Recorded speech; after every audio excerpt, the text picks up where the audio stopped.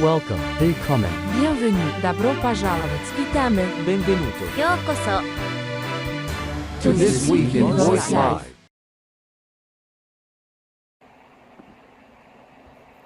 Good morning, good afternoon, good evening, everybody out in the voice community. Bradley, good morning. Emerson, how are you? I am great. Happy Friday. Yeah, happy Friday. There's some weeks that feel like you never really, you're constantly catching your breath or trying to. This is one of those weeks, so it's good to see you. Yeah, and looks like a more normal location for you this week. Don't let that fool you. Yeah, no, we're in the middle of, we got a bunch of stuff going on. You know, we've got a number of in-person events later this year. Of course, we've got our consulting practice that's grown quite a bit that we're spending a lot of time with. But next week is Euphonious. Euphonious, yeah. Yeah, we'll talk about that with United Ability being on the show, and Alyssa, and yeah, it's an exciting time. Yeah, it's I'm really excited to hear how that's going. Really excited to hear about United Ability's partnership there, and then excited next week to see all the buzz. Yeah, it's going to be fun. It's going to be fun. Now, where are you hailing from today? Oh, I am at Henson Scout Reservation, a Boy Scout camp, or a Scouts BSA camp rather, on the eastern shore of Maryland. And I will be here for the next about 4.5 weeks, helping to volunteer as my 21st summer. For anybody out there who has young men or women that are involved in scouting that are looking for something incredible for them to do this summer, we still have open positions. We run 5 weeks of camp this summer, starting on June 20th. You can visit that link, bit.ly/Boy Scout camp to learn more. It's a great place. So yeah, today I'm in one of our offices. We have a lot of setup to get ready for, and so the location I was in yesterday is full of staff members hauling away.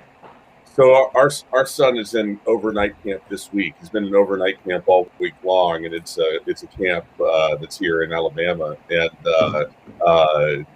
he's enjoyed it. We've been seeing the pictures and stuff. I grew up going to camps, overnight camps, and I did scouts for a while. I did some scout camps too, and there's nothing like that. Yeah, absolutely. I was fortunate. My father sent me to 23 scout camps when I was a child, and this was the 4th or 5th scout camp I ever attended. And once I came here, didn't want to go anywhere else. And now that was 25 years ago, and 25 years later, they can't get rid of me. So, hey.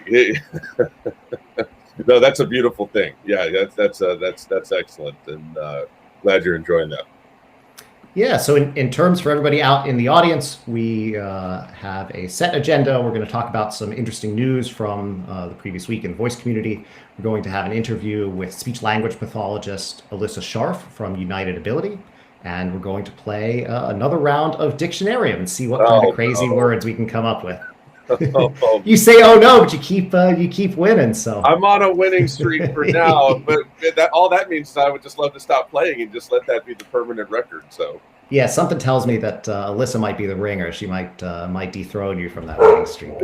It would not stop me. So I'll go ahead and start. Fire away. So earlier this week, Apple announced that they were providing third-party device support for Siri, which is an amazing departure from their prior sort of closed ecosystem strategy. Really exciting for us at Bespoken, since that enables us to do not just the physical device automation for Siri devices that we've done historically, but also virtual device-based automation like we do with Alexa and Google. And Sensory, we had Todd Moser, the CEO of Sensory, on last week, and Sensory this week announced that they are providing a wake word engine for dozens of countries across the United States, Asia, and Europe, for people to build Siri and those capabilities into their own devices. Ecobee actually had released a statement that mentioned Sensory, although they didn't explicitly confirm that's what they were using for their wake word engine. But this I think sort of aligns aligns Apple more closely with Amazon in the put Alexa and now put Siri everywhere. Although I expect that the barrier for entry, the level of quality, that the strictness that they're going to have over what you can put Siri into is going to be higher than perhaps Amazon. And we had a great discussion with Todd last week, and this really significantly expands their reach to a market of dedicated fans. I mean, they now support every single of the major platforms in the United States: Alexa, Cortana, Bixby, Google, now Siri. They support all the major East Asian assistants as well, and have their ability to do custom ones. So yeah, really incredible step for Sensory, and a big step for Apple and Apple users as well. Yeah, not wading into too much of the particulars of the story, having Todd on the program was great. And, I've become more fixated on, and maybe I started off this way, the personalities that are behind these companies, at least equal to the technology behind the companies. And, we've seen over the years some similarities in terms of what successful CEOs and founders and executives bring to the table with some of these things. And Todd's got it in spades. It's not like the rocket ships are, about to take off. It's already in flight as far as they're concerned. And, this news isn't a surprise. I'm sure there's going to be more to come. No, certainly. You ready for me? Yeah, let's do it. So, speaking of talking about personalities, I want to spend a moment and talk about two books that are coming out, either out now or coming out later this year. So in my hand, let me get this, put it in front of my face. I'm not sure anyone's going to complain about that. There we go. So this is Conversations with Things by Rebecca Evanhoe and Diana Dybel. And I bought this not in time, unfortunately, for when I was on vacation the other week. It arrived just a day or two too late, but I've started reading it now. And it's really interesting. It talks about a number of situations where involving voice assistants and chatbots and other sort of conversational AI implementations. And, I really like, first of all, it's a nice feel to the book. It just looks good. It feels good. And my copy's up in my cabin right now, actually. Okay. Yeah, this is nicely done. And so, and you wonder, you see different books that handle co-authors differently. Sometimes you alternate chapters or you do different things. And I really like what they do, at least in parts that I've seen so far, which is that they have these ongoing dialogue bubbles between the two of them. And it's good. So, I'm interested in this just to learn something new. But and also to support the authors, but I'm also interested in it from the standpoint of this canon of books in this space. Great books in this space that people will be learning from for some years to come. And there's some of these already, and this is another one of them. And it's not the cheapest book you're ever going to find, but it's really, really good. And so it's something that everybody ought to own. The other book I want to talk about is one that's coming out, and it's by Bianca Rose Phillips. And thank you for having the link there. I couldn't. The name was like Making the Digital Health Revolution. I had Digital Health Revolution in my head. Making the Digital Health Revolution. So, I spoke to Bianca yesterday. She was in Australia. It's late for me, but. The book that she's put together is broader than just voice and conversational AI. It deals with a lot of different healthcare topics, but it interweaves voice and AI in a really interesting way. I think we're going to have another one of these canonical books on our hands with her. We're going to promote that at the Voice of Healthcare Summit and Project Voice X later this year.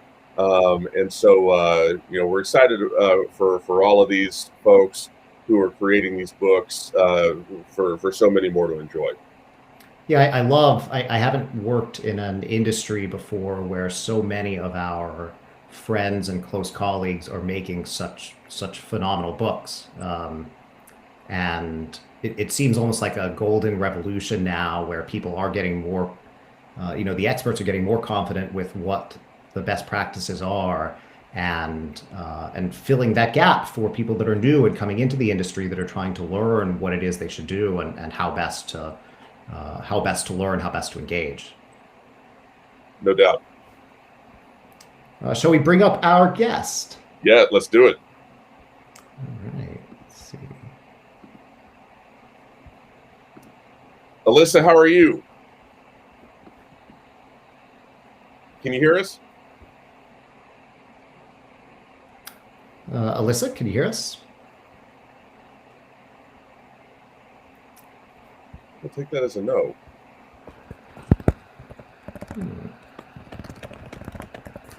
Send her a note. Oh, we can hear. Oh,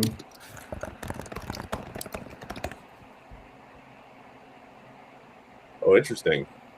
Hello, I can hear you now. There we go. Great. Alyssa, Thanks so much for joining. Thank you so much for having me.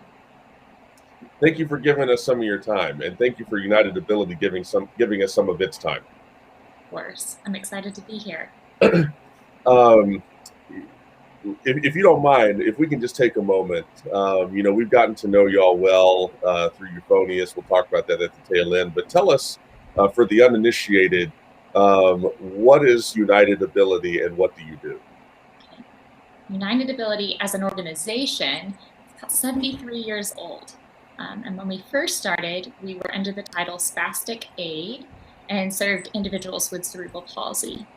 And then through the years, we have grown, and our titles have changed several times. In the 70s, we were known as United Cerebral Palsy of Greater Birmingham. And as we moved out in Birmingham and got a campus out here on Lakeshore, our title really didn't reflect the spectrum of the individuals that we served. So in 2017, we became United Ability because we serve individuals with all types of varying abilities. And we have 10 different programs. We serve itty bitties from early intervention all the way up to adults here at Link Point. Some adults in their 80s until they tell us they are ready to retire and sit at home with a cup of coffee. They come to our adult program, and that's where I work. So I'm a speech language pathologist here, serving adults. And what because I know United Ability has had some experience with some of the off-the-shelf voice platforms with like Alexa, and even augmenting them in ways beyond just voice. Can you tell us about some of the challenges that the individuals that you support might have, either leveraging traditional touch type interfaces or leveraging voice interfaces, and how you try to use technology or use your expertise to help improve their quality of life? Yes, so it is helpful to know that the individuals that I work with, primarily, I would say the bulk of my caseload, they are non-speaking or non-verbal, or if they are verbal, they are what we call highly unintelligible, which just means that their speech is very unclear. They have a lot to say, but it is not understood by the listener. So I serve individuals who use augmentative communication devices. And these range from very low-tech, simple devices with a few icons that you press and will speak a message, to really complex, high-technology, eye-gaze devices, switch-activated devices, or even direct select. So my job here, the way I look at it, is to teach meaningful language. It is not really important to me if somebody knows how to say higher or knows how to say, I don't know. It's more important to me that they can engage with the community that they live in. So we teach language through primarily through activities of daily living. So we'll run a cooking class, or we'll take a group to a coffee shop and let them order, or make a recipe and go to Walmart, and I'll stand back and I'll let them engage with the associates and the customers there. And with that, in a quickly developing and ever-changing world that is becoming more accessible to them, there are products available that our people can almost use. So, for example, if you think back 10, 20 years ago, a traditional telephone is in a receiver. So our individuals may have the language to communicate. They may be ready to communicate on their device, but if they can't pick up that phone, they can't make an emergency phone call.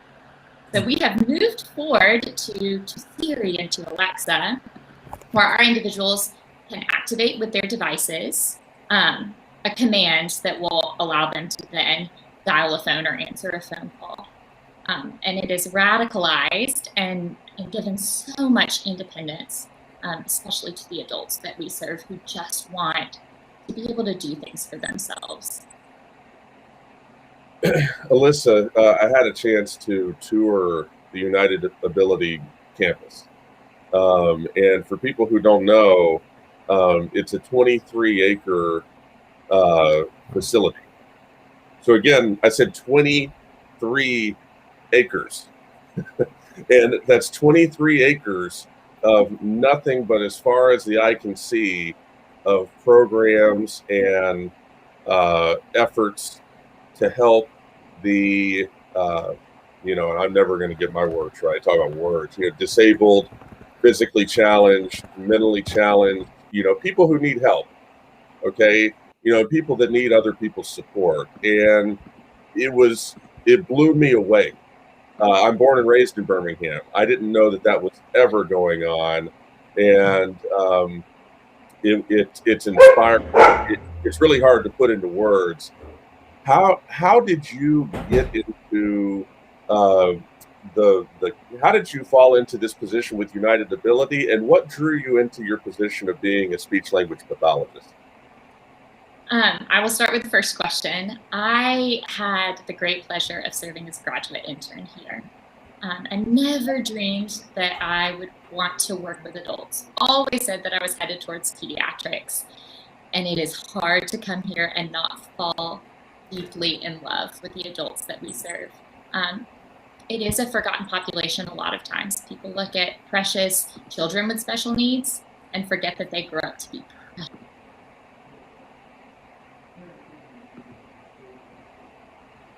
Going on in our lunchroom.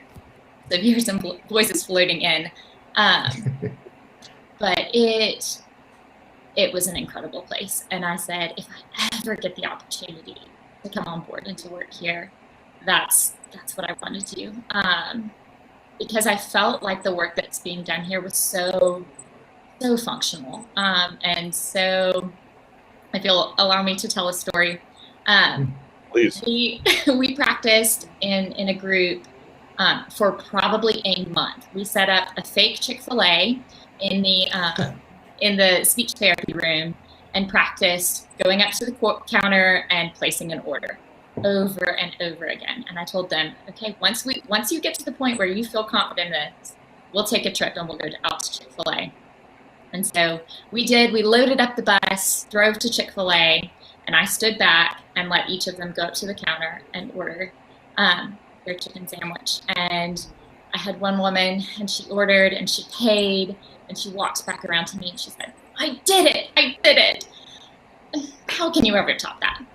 Something as simple as placing your own order and getting the food that you want and not having somebody place that order for you. And so you're right, it is a hidden jewel in Birmingham. And it's just a phenomenal program that I am so grateful to be a part of.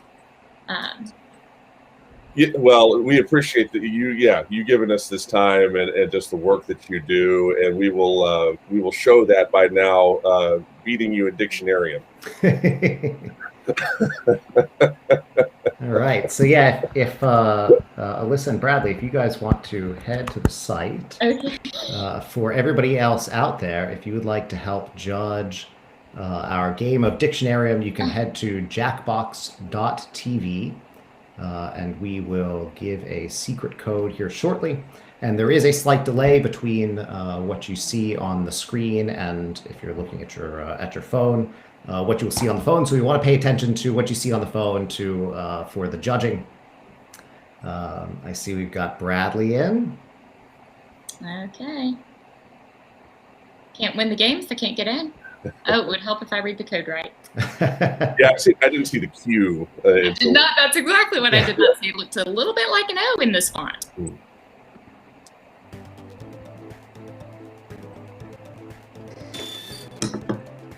All right, and then everybody out there, you can head to jackbox.tv and type in code QNRU, which will be in the top left corner in case you missed it, to get started. All right. So Alyssa, this first round, it will give us a made-up word, and we have to come up with what we think the definition I am of pleased that to word see would there be. are several geniuses among you. In the Dictionarium, you will collectively create a dictionary entry for a fictitious word. May the funniest answers win. If you're just watching right now, join the audience. Enter the room code and play along. Let's rock! First things first, I am delivering you a fresh new word. All right, so Alyssa, you'll want to look at your mobile Write phone, down a definition that you think fits and it will this give you a word. new fake word here shortly. Oh man! Oh no! I found this word curled up on my tomato pincushion.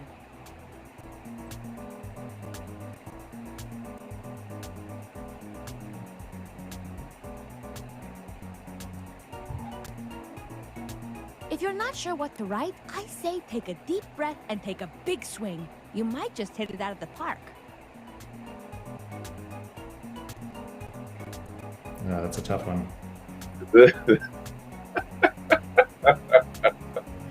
This game.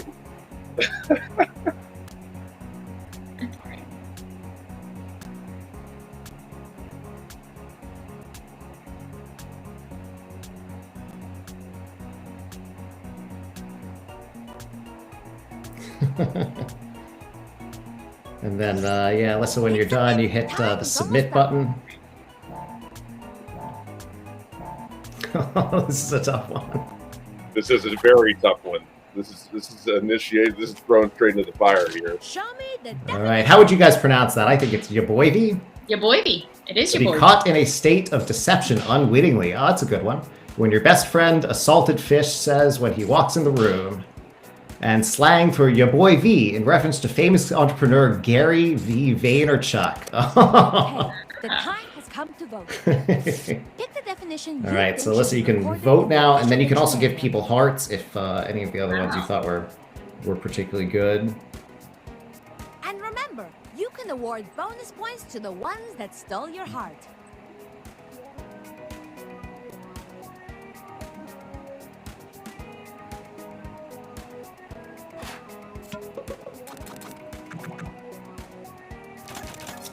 A tie Ooh, happened, so a I picked tie. my favorite. Hey, John, thank you, John. I don't know how I came up with that. It takes a demented mind. Oh man! All right, well I am in last place, Dictionary but entry needs some synonyms to flesh it out. Alyssa, you're off to a strong start. Yes, you are. Yes, you are. Write down a fresh new word. All right, so and now we have to write come up with a new definition synonym. on your device. Caught in a Don't think state. too hard. Just write. That was Shakespeare's motto.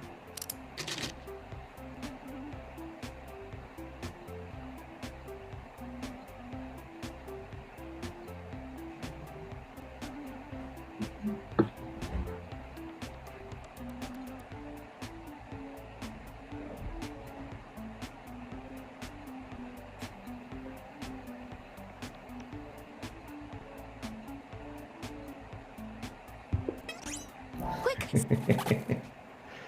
I'm right. so bad at doing this for other people's definitions. Let's check out these Yaboivy, words. to be caught in a state of deception unwittingly. Pick the word We that have best fits the somble, definition. accidentali and surprision.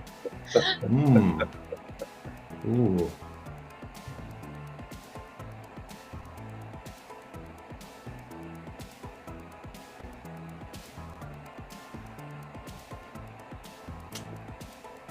All right, and yeah, same thing. You can vote for which ones you think are best. Oh, let's see. Ooh. Thank you for the vote for There's a suppression. tie, so this Let's see. All right, I'm on the board. Yeah, I voted for accidental lie, even though it was sort of,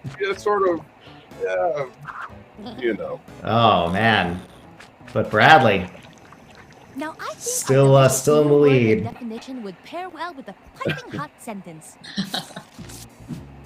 Think of a sentence that uses the new word and write it down on your device. Remember, we put punctuation at the end of a sentence so it doesn't explode.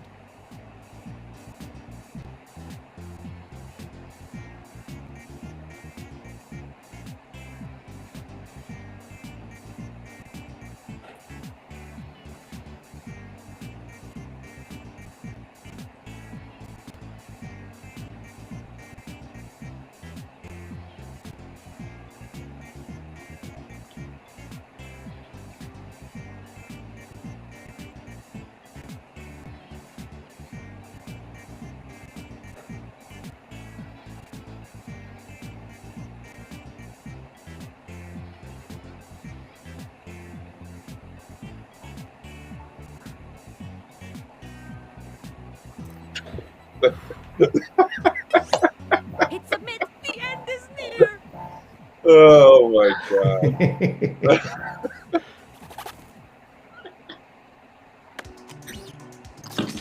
All right, accidental lie, to be caught in a state of deception unwittingly. I love all the guests on This Week in Voice Live. Well, that just might be an accidental lie. Just when you have Alyssa and United Ability on. When I caught my hand in the cookie jar, I accidental lied. My mother didn't believe me. Now I'm grounded. And Lacey was guilty of an accidental lie when she summoned the fire department for a squirrel caught in a tree. The sentences are in. Time to vote.